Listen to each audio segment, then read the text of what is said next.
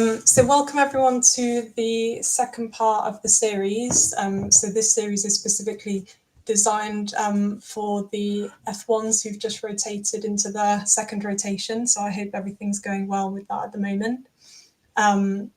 Last week we had a talk from Izzy on radiology, and this week we'll be moving on to prescribing. So this is first just a slide just to show you about our webinar series, and then I've just got kind of a rundown of some discount codes that Mind the Bleep are offering, and also our social medias on the left hand side, just so that you can refer to those for future webinars.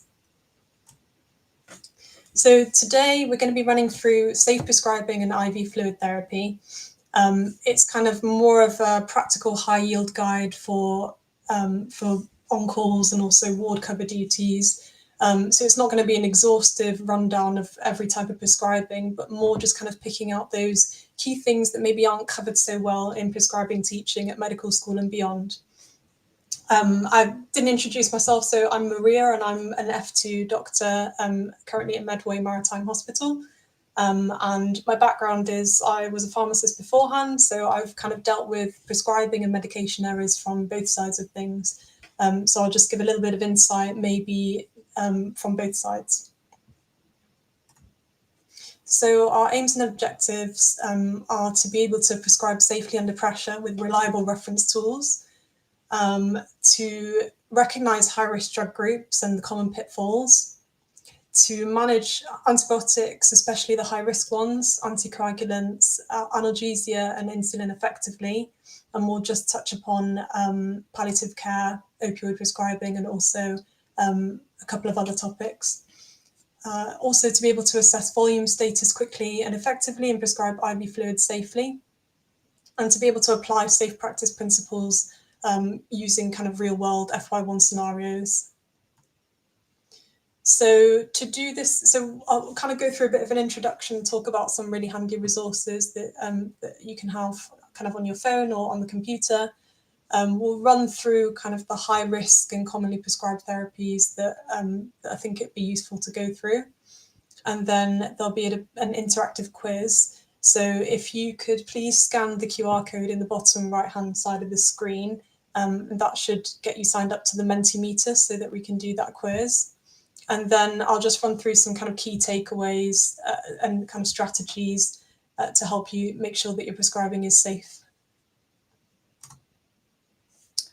So why is it important to run through prescribing? So one of the key things is that a lot of the errors that happen in the hospital are often medication errors. And these are things that are quite common and preventable, and they happen especially with medications that are prescribed most commonly. F1s also prescribe the majority of inpatient medication, so there is a lot of kind of room for error. And risk points are things like handovers, so when patients change from one setting to another, on night shifts and also on unfamiliar wards. So our goal is to be able to prescribe safely and efficiently under pressure. So I'm interested to find out which resources you guys have used in practice so far. So hopefully this Menti will work. So if you just pop in kind of a few resources, names of resources that you have come across that you've used on the ward so far.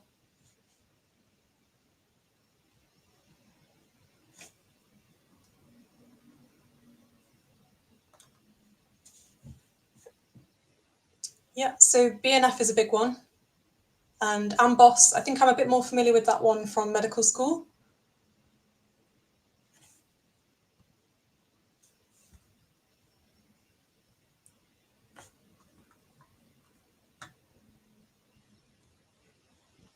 Trust guidelines, yeah. Medicines Complete, yeah.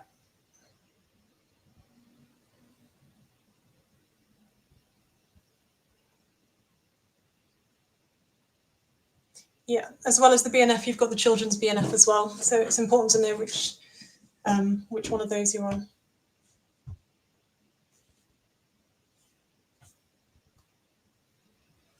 I'll just give a few more moments because I think there's a bit of a lag with the Menti and the presentation.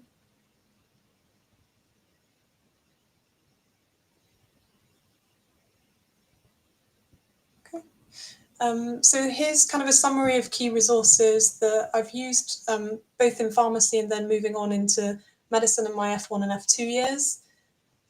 So we talked about the BNF already, and clinical trust guidelines are one of the key resources to use, just because, especially things like antibiotics, they're tailored, the guidelines are tailored according to sensitivities within your area. So what might be on my local guideline might be quite different to what's on your local guideline. And we just need to make sure that we are following those trust guidelines as well. Also, there is, so in the top right-hand corner, the electronic medicines compendium. So that I kind of use, is a bit more in-depth than the BNF. And basically any answer that you want about a medicine, it will be in this place.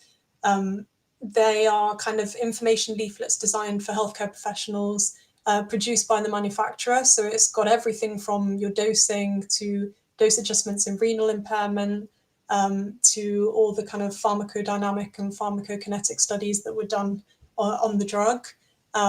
So I'd have a look through that if you absolutely can't find your answer anywhere else. Also, what's useful is the renal drug handbook. So there is a database which you can log into, or if you just simply Google renal drug handbook, then you can get a PDF of that resource.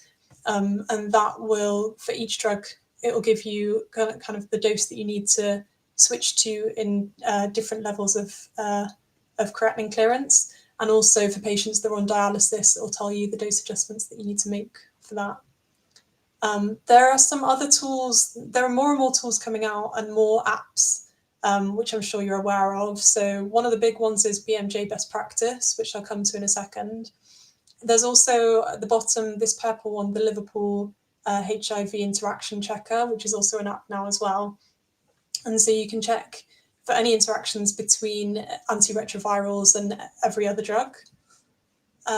In the bottom left, PD MedCalc. So this is for patients with Parkinson's disease who are nil by mouth, and you can convert their oral medications to patches very easily. So when you're on call and when you're under pressure, it's often easy to use calculators to kind of prevent errors. And then EPMA, so most trusts I believe now have electronic prescribing. So a lot of templates are built into that.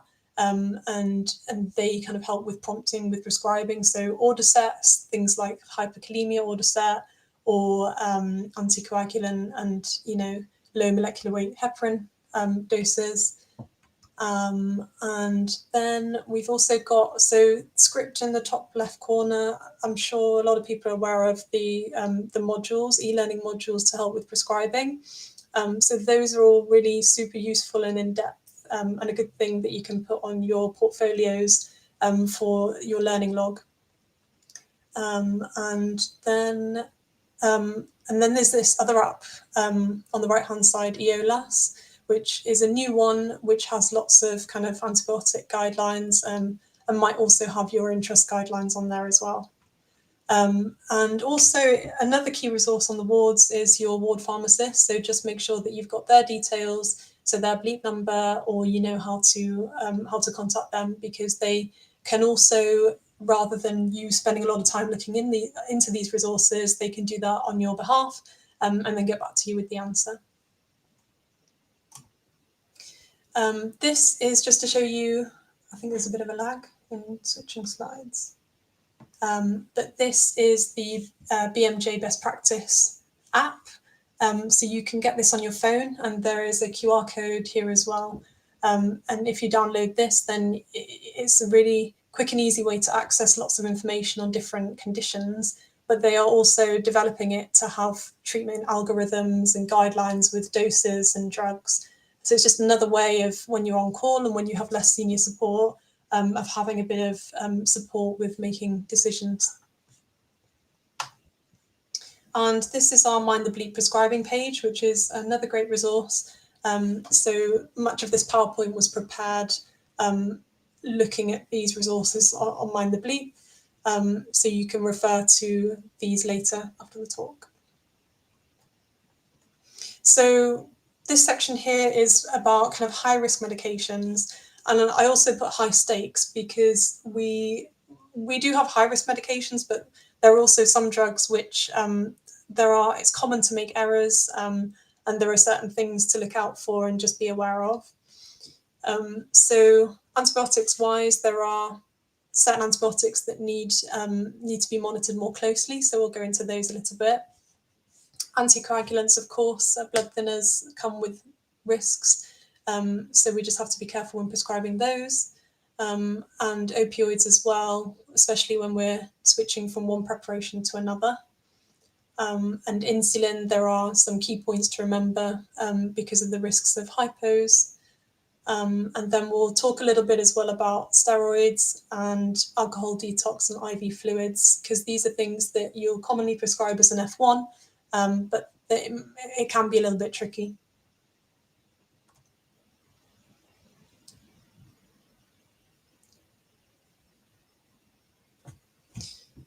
So antibiotics wise, so key things to remember is make sure that you use your local guidelines and not just the BNF, because as I said before, your guidelines are tailored to the sensitivities within your local area, and there are specific ways of doing things within the trust, and you should kind of follow those. So always refer to those, and always document the indication, so which infection it is and the duration.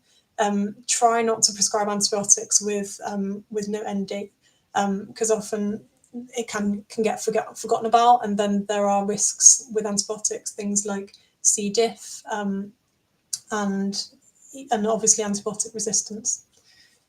We have to review antibiotics at 48 to 72 hours to make sure that, so they might be able to be stepped down from IV to oral, or we might be able to use a more targeted antibiotic. So that in discussion with micro and referring to cultures and sensitivities.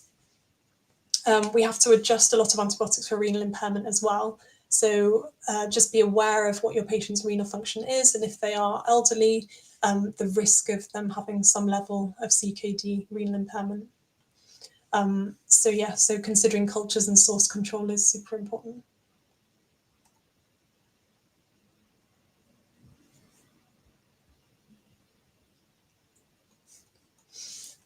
So gentamicin is one of those drugs which I think is always quite tricky to prescribe, because there are a lot of things to remember, a lot of things to think about, and we're all kind of aware of the risk of ototoxicity and nephrotoxicity, and it's a drug which has a narrow therapeutic range, so it would be very easy to go into the toxic range, and then that will increase the risk of these adverse effects. But we also need to make sure that it's therapeutic, so that it's actually treating the infection, as opposed to possibly contributing to antibiotic resistance. So with gentamicin, it's important to know that it's once a day. You need to make sure that there is 24 hours between each dose. So before prescribing, just make sure the patient hasn't had any doses before, for example, in ED. You must always dose according to weight.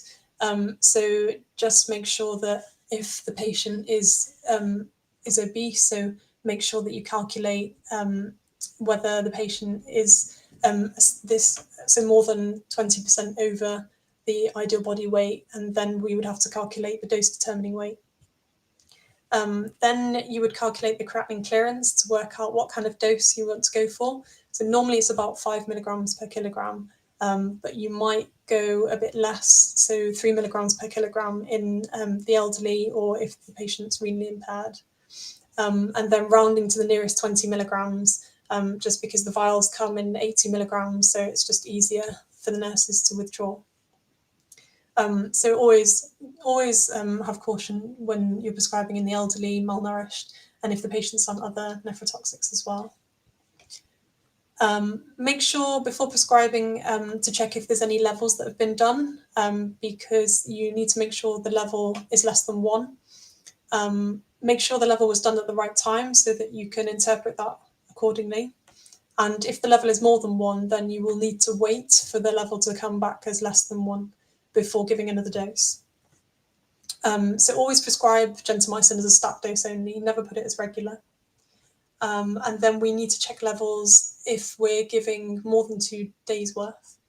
And when we're doing the levels, we have to make sure that that it's a trough level, and that means that it's just taken just before the dose is given.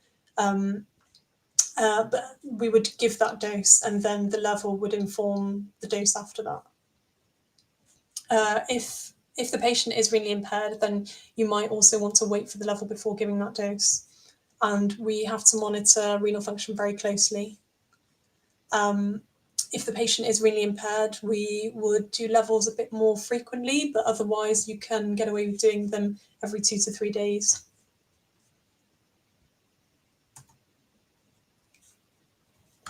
So we'll just, I've just got a quick slide coming up now on, I'm sure we would have seen this going through exams quite often, and I don't wish to bug you with a lot of hard science on a Thursday evening, but it's just to illustrate really why we're doing trough levels. So this is kind of the minimum. Well, we're making sure that it doesn't go into the toxic range, and gentamicin has quite a narrow therapeutic index.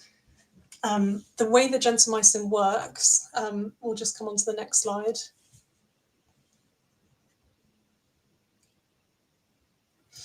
So it's kind of concentration dependent bactericidal, and you kind of get this peak when you give the dose, and that peak kind of kills the bacteria, and you get this post-antibiotic effect between doses. So even though the level dips down, and we talk about levels being less than 1, we don't, when we're monitoring gentamicin, we don't need it to reach a certain level, because when we dose based on the weight and the renal function, we know, we can predict quite nicely that we're going to reach this peak, which is what will kill the bacteria. And then this post-antibiotic effect is what kind of prevents regrowth of the bacteria in between doses.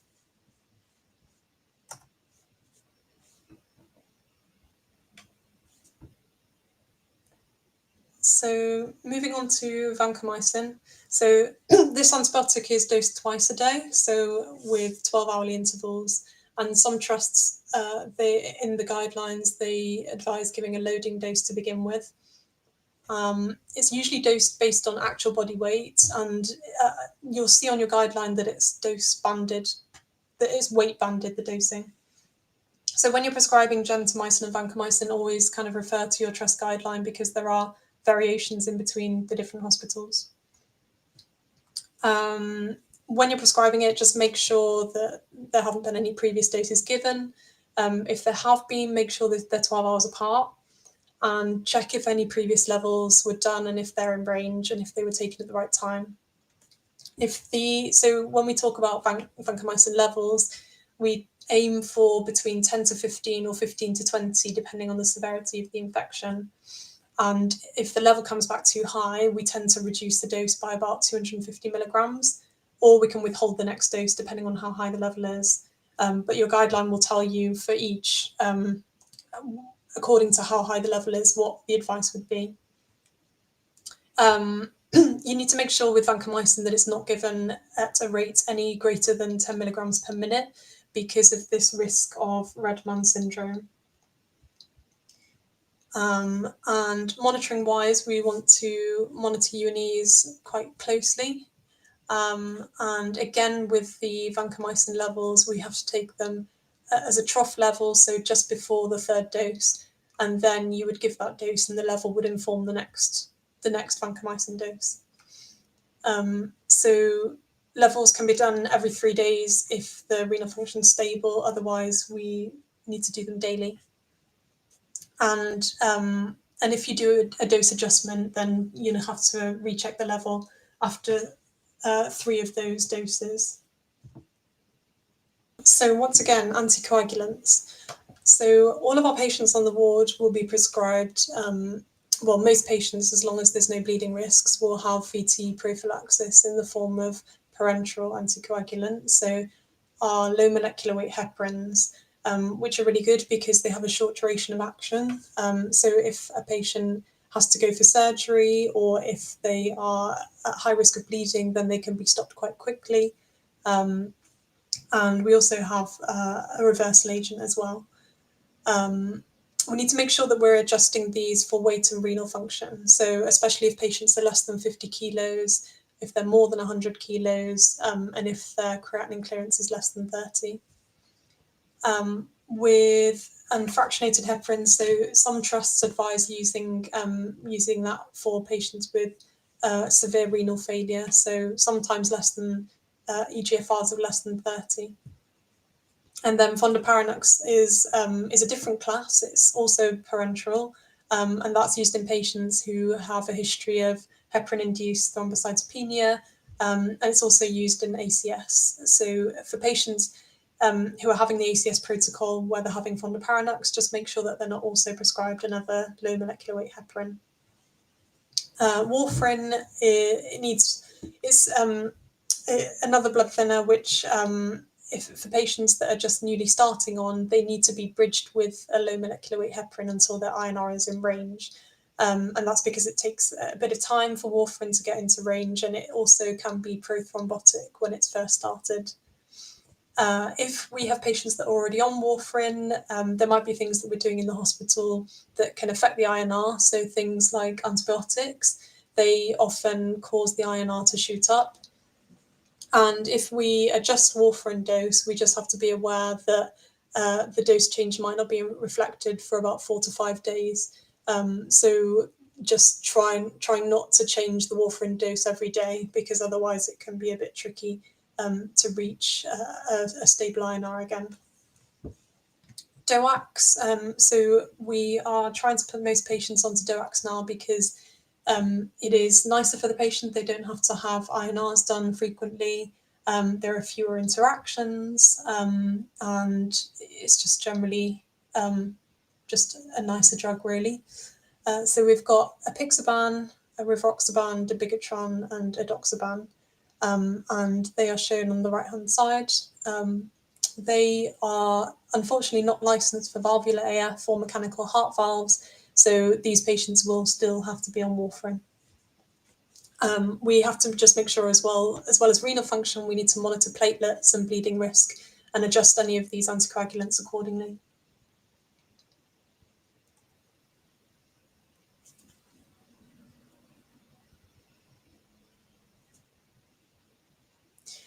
So here is an example of a guideline. So this is the South East London guideline regarding DOACs to be used in AF. So I remember during F1, sometimes we would start a DOAC for a patient with new AF, and we would be, or maybe switching them over from warfarin, and the question would be which DOAC to choose. So it's just being aware that there are different choices. I think apixaban is the most go-to choice, just because it doesn't have to be taken with food. There are not as tight restrictions with renal function. So if you have a patient with a creatinine clearance in the 30s, then you can quite safely use apixaban. And with rivaroxaban, you do have to take it with food. With dabigatran, I don't think it's not as used, and with edoxaban, you do have to be aware that if your patient has very good renal function, so with creatinine clearance of more than 95, then that can actually reduce the efficacy of edoxaban. So apixaban tends to be more of a go-to.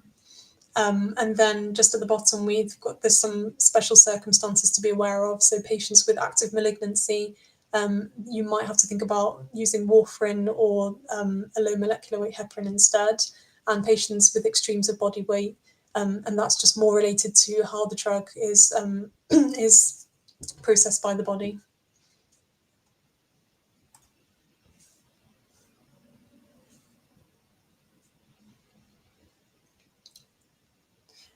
So just a few notes on opioids. So we need to make sure that we're reviewing renal and liver function in order to dose accordingly. If the patient's got renal impairment, we might want to switch them to oxycodone instead of morphine. We need to make sure that we're prescribing PRN laxatives, antiemetics, and PRN naloxone due to the side effects of opioids. And we just need to be cautious when we're converting from one form to another.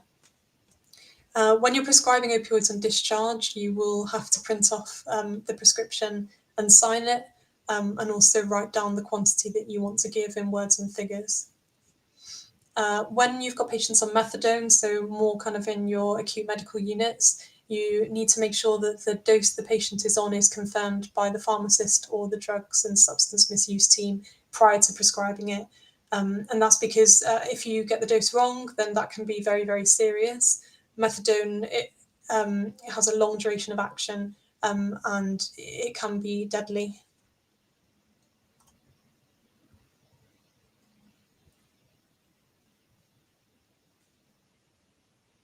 So just to be aware of this opioid calculator.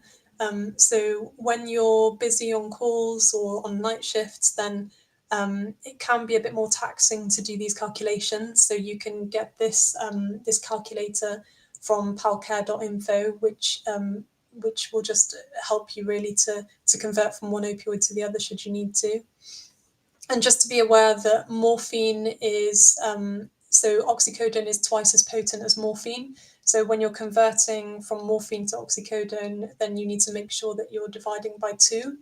And if you're switching from oral morphine to parenteral, then you also need to divide by 2.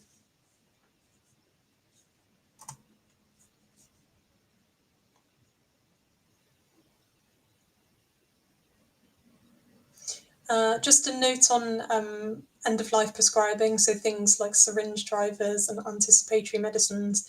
You might be asked to do this as an F1, but you should always seek senior support just to make sure that you're happy with the doses and what you're prescribing. And as I'm sure you're aware, there are a few different types of medications that have to be prescribed. So opioids for pain, opioids also for breathlessness, and then a choice of antiemetic. And often midazolam is prescribed to help with anxiety and panic, and it can also be used to prevent convulsions. And other medicines that can be used for agitation would be levomepromazine. And for secretions, glycopyrronium. So this is kind of just a snapshot of kind of suitable doses. This is from our guideline at Medway. In the middle column, you've got the doses for a syringe pump. So these are delivered subcutaneously over 24 hours. And then on the right-hand side, we've got the PRN breakthrough doses that are also subcutaneous, but they're kind of given as and when, as opposed to being continuous. So this is really only prescribing at the very end of life, but it's just important to know about because it is really, it's important to have these prescriptions there for when they're needed so that patients are comfortable.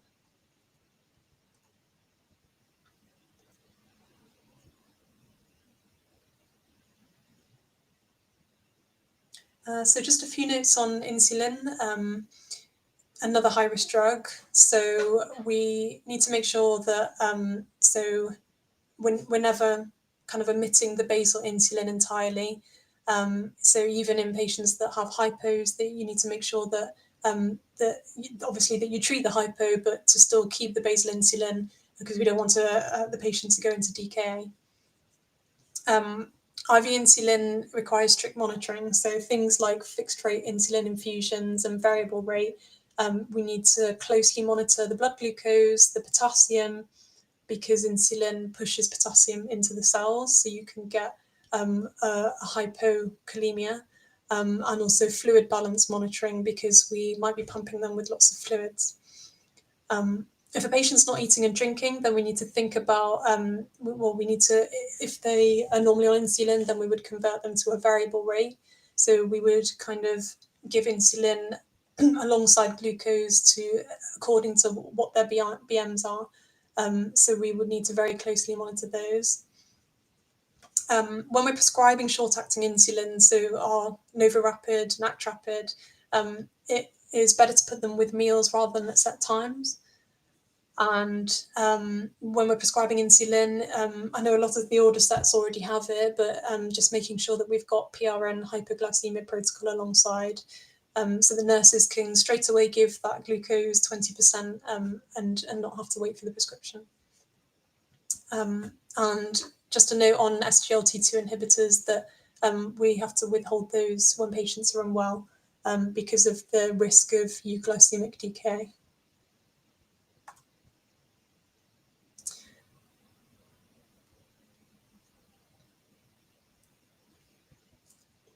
So very quickly, just to mention steroids, they're not high risk, but we prescribe lots of them, sometimes short courses.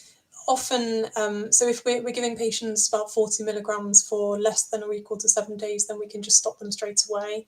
If we've got patients on more than 3 weeks of steroids, then we need to make sure that we are not stopping them abruptly, because then they can go into adrenal insufficiency, and that can be very serious. But we also might need to follow sick day rules and double the dose while the patient's unwell. Also, to be aware that whilst we're doubling the dose of steroids, the patients can develop hyperglycemia, and then we might have to give some PRN short-acting insulins if needed. Also, side effects of steroids to be aware of, so things like immunosuppression and adrenal suppression, and diabetes, which we mentioned. Also, psychiatric disturbances. So it is important as well to give steroids in the morning because it can affect sleep. And steroids can also cause GI side effects, so often need a PPI prescribed alongside. Converting between steroids, so when you're converting from prednisolone to hydrocortisone, the dose for hydrocortisone is 4 times more, but just be aware that hydrocortisone has a shorter duration of action, so it's given multiple times per day, whereas prednisolone is given once a day. So when you're converting, you would have to convert the equivalent daily dose between them. And then dexamethasone is also, you would have to adjust that as well if you're converting.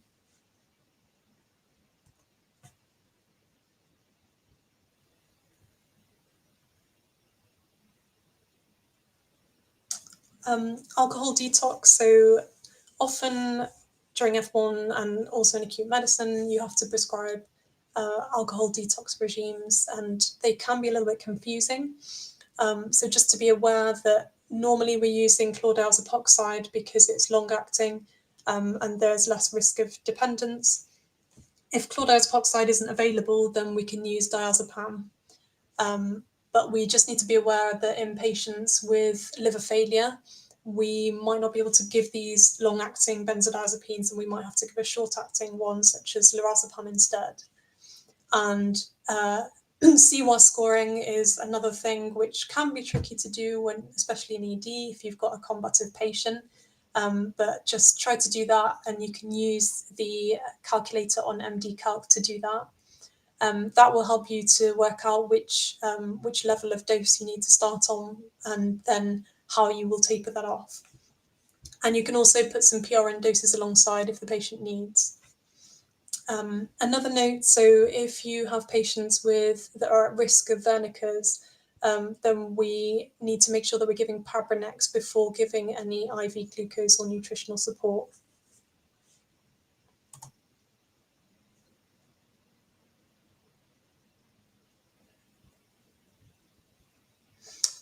This here is just a slight add-on. So this decompensated cirrhosis care bundle is something I came across during F1, which I found was actually useful, very useful, just to give you prompts on things, investigations that need to be done, and also things that need to be prescribed for patients with decompensated liver disease.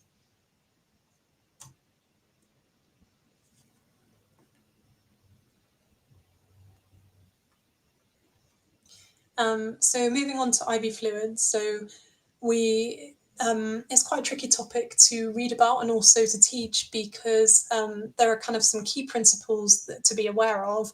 But otherwise, what I learned during F1 is that it's more of an art than a science. So there's obviously lots of factors that you have to take into account, lots of different patient factors that can affect and that determine what IV fluids are suitable to give.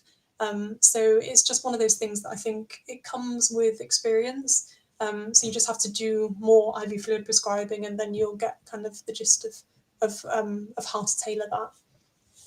So we prescribe IV fluids for shock, so when patients have inadequate tissue perfusion. We prescribe when patients have excess fluid losses, so when they have diarrhea or high stoma output. Also in patients that have inadequate intake, and to replace electrolytes. And in the top right-hand corner, we've just got these key requirements that we need on a daily basis, which I'm sure we've all come across and learned for the prescribing exam. But just to recap, we need so 1 millimole per kilogram per day of each of potassium and sodium. And fluid-wise, we need about 25 to 30 mils per kg per day of water. And in patients that are frail or have heart failure, we would go a bit lower than that, so 20 to 25 mils per kilogram per day. And then glucose-wise, we need about 50 to 100 grams per day of glucose. And we have to make sure that we prevent starvation and ketosis. So we can do that by kind of, if patients are nil by mouth and they're not eating, then we can give a bag of glucose 5%, which would equate to about that. And this table here kind of just gives some suggested replacement fluids according to sodium and potassium levels. So in patients that have kind of low potassium and low sodium, you might give a bag of normal saline with 40 millimoles of potassium in there. If you've got a patient who has a normal sodium but a slightly lower potassium, then we would give Hartmann's or Plasmolite. And then if you have patients with kind of potassium on the higher end of normal, then you would avoid the balanced crystalloids and probably prefer to give saline instead.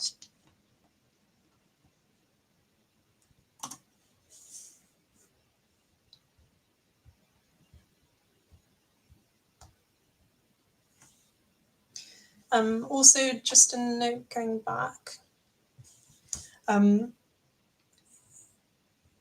So just to mention that when we give a bag of saline, that kind of meets more than the amount required over a day. So just to be aware of that. And also when we are giving bags of potassium, we're kind of only giving about 5 millimoles per litre. And just in comparison, a banana would contain about 50 millimoles of potassium. So we might have to give, quite a lot of that really to affect the potassium. So patients that have a lower potassium, we do have to give 40 millimoles.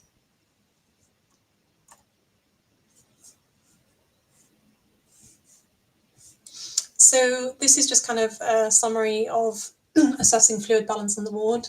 So whenever you're asked to prescribe fluids or whenever you're considering prescribing fluids, make sure to ascertain whether the patient could be overloaded, because we don't want to push them into kind of pulmonary edema. So making sure that we're listening to the patient's chest, checking for bibasal crackles or signs of pulmonary edema or pleural effusions, any peripheral edema. Making sure when you're pressing that you press for 5 seconds and check if there's any signs of pitting edema. Also checking how far that edema goes up to, whether it goes up to the sacrum. Signs of dehydration, so you might see the patient has dry mucous membranes. They might have a postural drop, they might be tachycardic, and they might have a prolonged capillary refill time. So just very quickly on potassium, sodium and calcium. So with hyperkalemia, that's often quite well taught with quite clear protocols on when to give your calcium gluconate, when to give insulin. When we're thinking about hyperkalemia protocol, when we've got patients in DKA, we just have to be aware that the insulin that we're giving will push the potassium back inside the cells, and you might actually end up having a patient in hypokalemia. So we have to monitor their potassium levels very closely. And when we're giving potassium, we must never give it more quickly than 40 millimoles over 4 hours on the wards. And when a patient has low potassium, make sure to check the magnesium level as well and replace that, because that will help with the potassium level as well. With regards to sodium, we in patients that have hyponatremia, we just have to be careful not to increase it too quickly because of the risk of osmotic demyelination. And conversely, if we have a patient with hypernatremia, then we need to make sure that we don't bring it down too quickly because that can cause cerebral edema. So really, we want to correct by a maximum of 10 millimoles over 24 hours. And if we overshoot, so if we're correcting a hyponatremia and it goes too high, then we can bring that down with, if needed, we can bring that down with glucose 5%. And calcium, so hypocalcemia, we can treat the same way that we would use calcium gluconate in hyperkalemia. We can give that to replace calcium. And in hypercalcemia, we will give IV saline basically to try and flush out the excess calcium.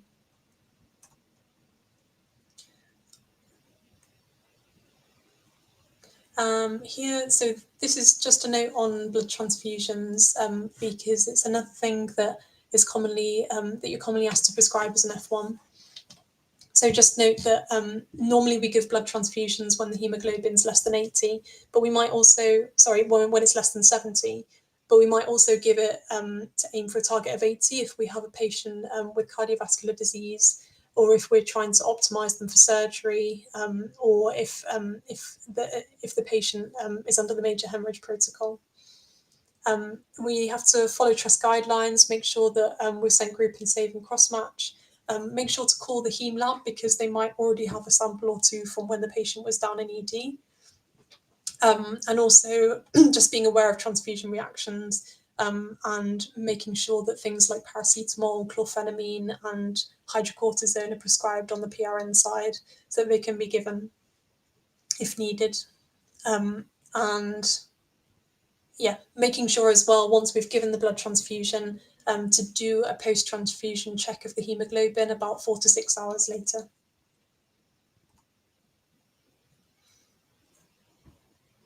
So now we will move back to Menti. So I've got a very quick fire interaction quiz because I'm aware that we are nearly at the end of the session. And apologies for the technical difficulties earlier, which has made it kind of overrun a little bit. So this is the first question, which I will switch the Mentimeter on for.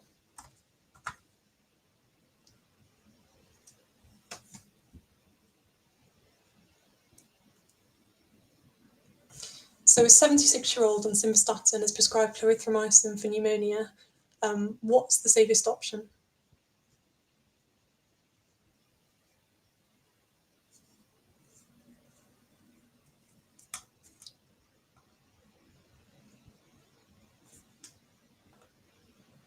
Yeah. So hold the statin temporarily until the antibiotic course is finished. The interaction can cause the statin to the level to go too high, and that can increase the risk of rhabdomyolysis.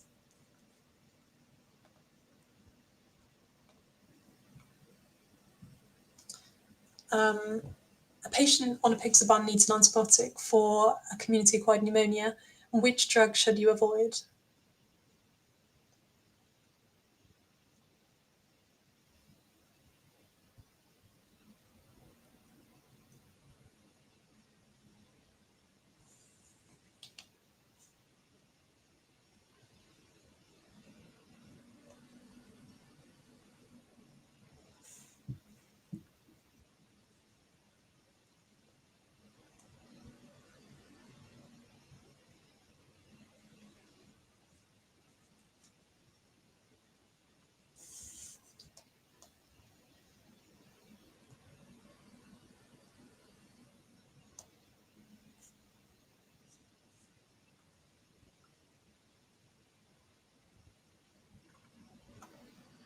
Okay.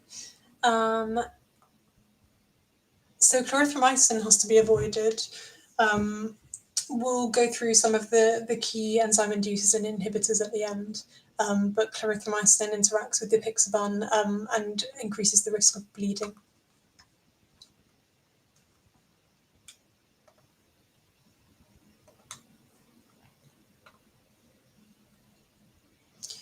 Which antibiotic is most likely to cause a sharp rise in the INR?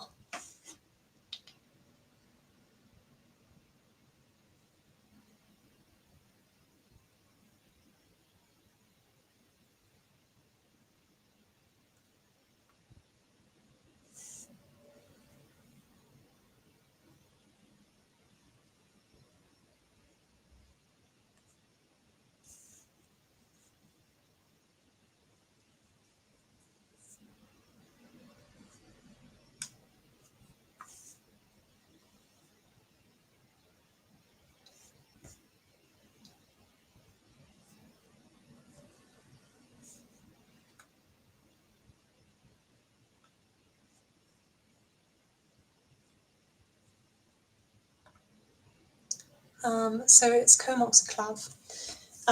There are a number of antibiotics that can increase the INR in a patient on warfarin. Flucloxacillin can, clarithromycin, erythromycin, fosfomycin not so much, but comoxiclav to be aware.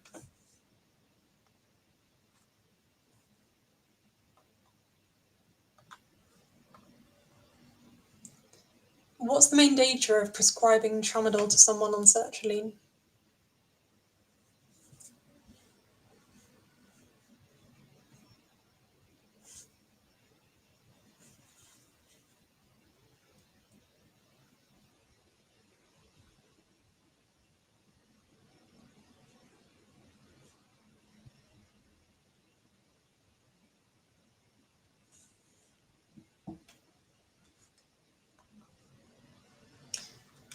So both of these are correct, but serotonin syndrome is kind of the more dangerous thing to be aware of.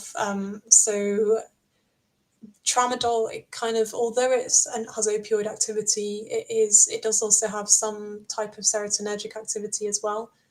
So when prescribed with sertraline, we just have to be aware of that. But equally, GI bleed, if the patient isn't co-prescribed PPI, then that could also be a risk. But I think there are other drugs that are a bit more risky when combined with sertraline to cause GI irritation.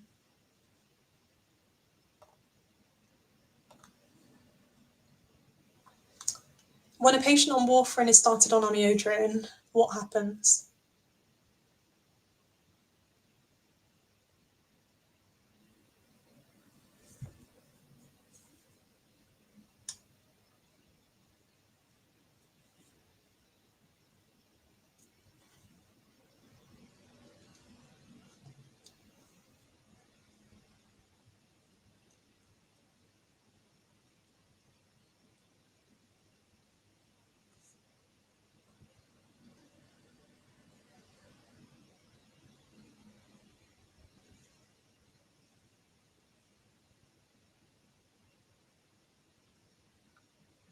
So this one's a little bit tricky.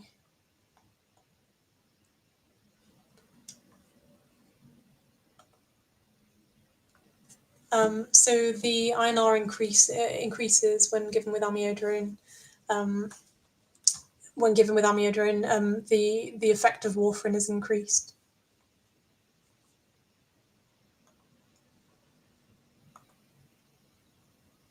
The patient on valproate is given meropenem for meningitis. Which effect is the most likely?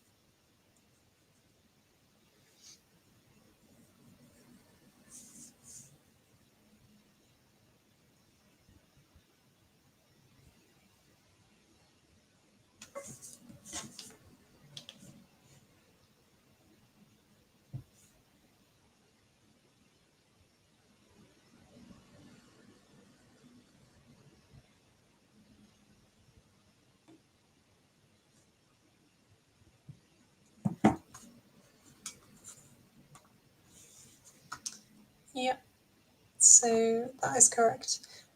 So yeah, valproate levels would fall and there's a risk of seizure. So just being aware when giving meropenem of what other medicines a patient is taking. And when a patient's on valproate as well, it's one of those drugs that interacts with a lot of other different drugs. So just making sure that that they still have anti-epileptic cover when they are receiving interacting medications.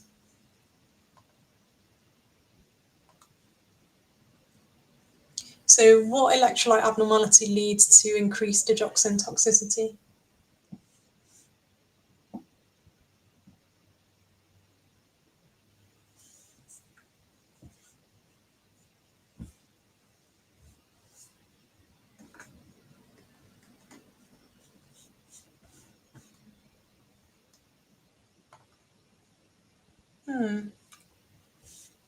So most of you did get it right.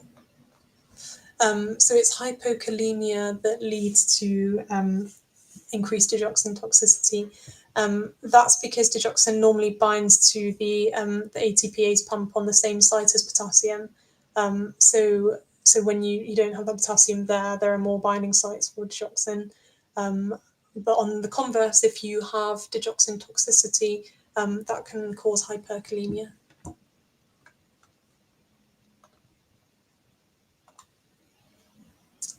Why can pneumonia cause clozapine toxicity?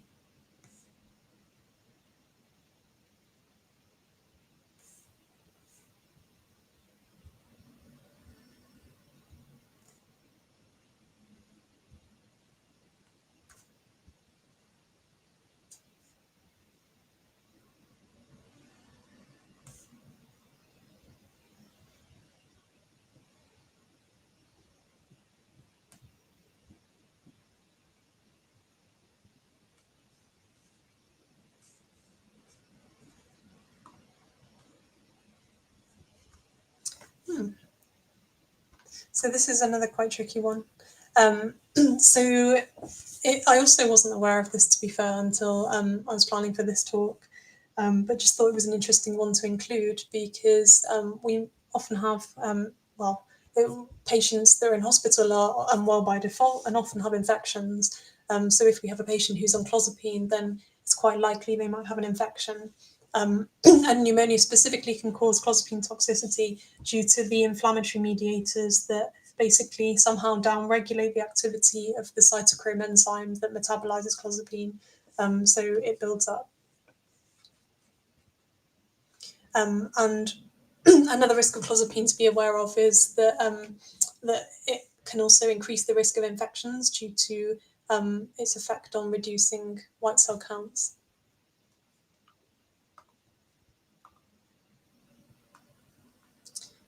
Which drug becomes less effective when given with rifampicin?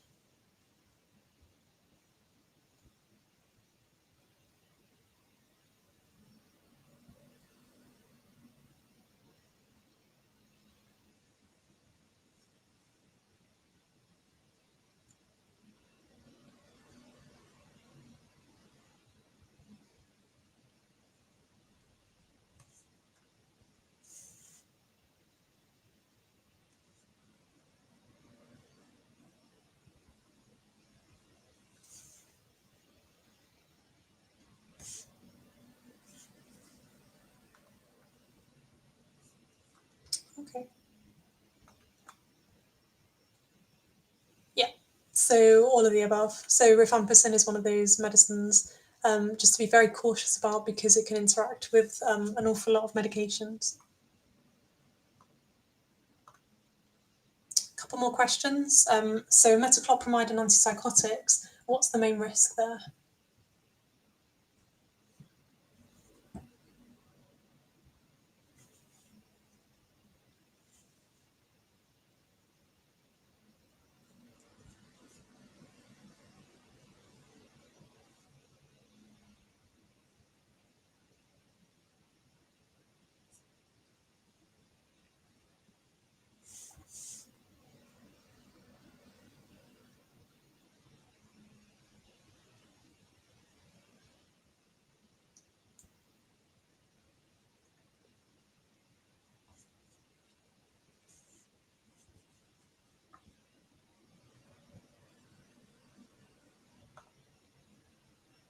Yeah, so it's acute dystonia.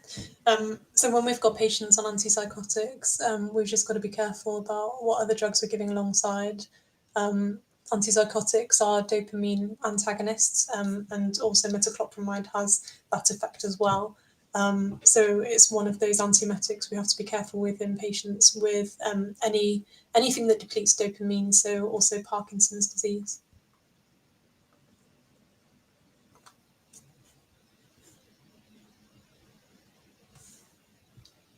So which drug, when combined with citalopram, is highest risk for torsade de pointes?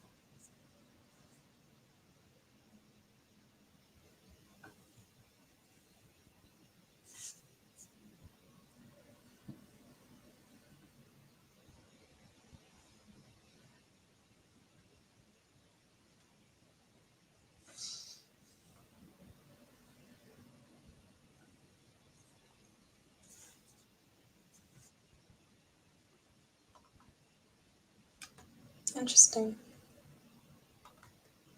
So the interactions with ondansetron, actually. So yeah, just making sure with patients on these medications that we're closely monitoring their ECG. Citalopram is one of those antidepressants which has more of an effect, can cause more ECG changes.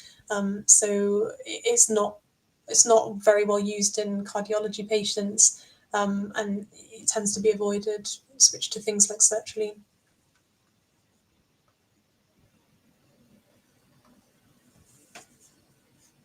Which medication increases apixaban levels?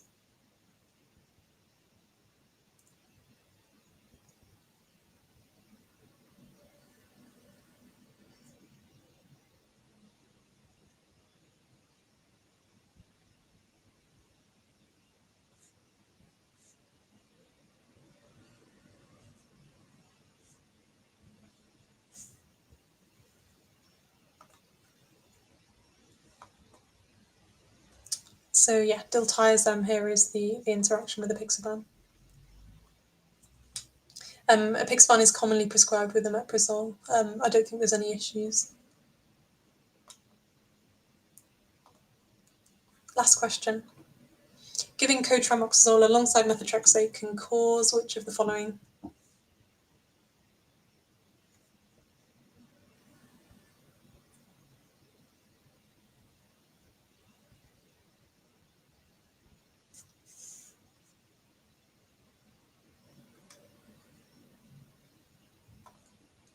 Yeah, life-threatening myelosuppression. So do not ever prescribe cotrimoxazole on patients with methotrexate. Here's just a recap of the common enzyme inducers and inhibitors. So inhibitors to be aware of: ciprofloxacin, we often prescribe fluconazole, erythromycin, clarithromycin, omeprazole, diltiazem, and our inducers. So dexamethasone we prescribe quite a lot in the hospital, rifampicin sometimes as well, and patients on carbamazepine to be aware of. So just a few key takeaways, just because we're running slightly over. So it's more just being aware of things that you don't know, and just being cautious, especially when working conditions are stressful. Being aware of the increased risk of errors. Always making sure to check allergies. It's very obvious, but it can often be overlooked, especially with electronic systems where you might rely on alerts. Always make sure that you review the drug chart before prescribing. Sometimes there might be doses that have been given before in A&E or on other wards, and you just don't want to double up on that. If there's an unfamiliar drug that you need to prescribe, always make sure to look that up with the resources that I mentioned earlier on. Be aware that there's people who can help, and make sure to use your ward pharmacist. Consider the patient's weight and renal function always, because that can affect the dose that you need to give. And be cautious in the elderly who handle drugs differently and are more at risk of side effects.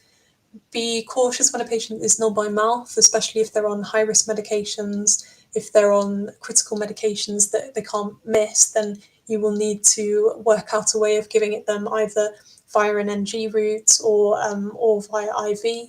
And you can liaise with the pharmacy team to help with dose conversions. Recognizing limitations and avoiding rote behavior. So when you're learning, you might be a bit more cautious and not do things automatically, but maybe later on, once you're more aware of doses, you might be tempted to kind of prescribe just automatically, but just have your own checklist and just make sure those key things like checking allergies and checking medications they've had already, that you do that without kind of reflexively prescribing.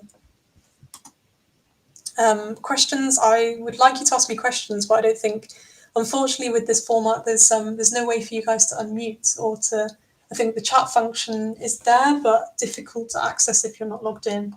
But if you do have any questions and you can't reach out, then you can always drop us an email. There is the F1 email address, which I believe was put into the first talk, and which we will try and make more visible on the website. Otherwise, if I could ask you to kindly leave some feedback, then that would be great. And that will also generate a certificate of your attendance, which you can pop into your Horace portfolio as a non-core teaching to try and get those hours up. Otherwise, thank you so much for participating. And our next session next week will be a brilliant session on ECG interpretation. It's one of those topics which I think we go over time and time and time again. We have got a speaker that will be kind of giving a slightly more condensed version of that, of things that and strategies that you can use to help you with ECG interpretation, and that will be more useful on the wards.